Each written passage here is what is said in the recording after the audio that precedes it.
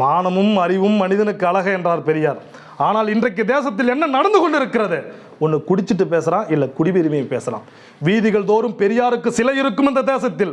தகவல் அறியும் உரிமை சட்டத்தின் வாயிலாக பெறப்பட்ட தகவல் 445 கிராமங்களில் இன்றைக்கும் தீண்டாமை கடைபிடிக்கப்பட்டு வருகிறது.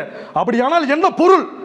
இரட்டை கோலை முறை, தீண்டாமை சுவர், பொது வீதியில் தாழ்த்தப்பட்டவர்களை நடக்க அனுமதி மறுத்தல், பொது சுடுகாட்டில் தாழ்த்தப்பட்டவர்களின் பிணங்களை புதைக்க விடாமல் தடுத்தல், பட்டியலினத்தவர் சமைத்த உணவை உண்ண மறுத்தல், பட்டியலினத்தவர் கிராம சபை தலைவரே ஆனா கூட அவர்களை தரையில் அமர வைத்தல், அவர்களின் சுயமரியாதையில் கல்லெறிதல் எங்கே நடப்பதல்ல தோழர்களே.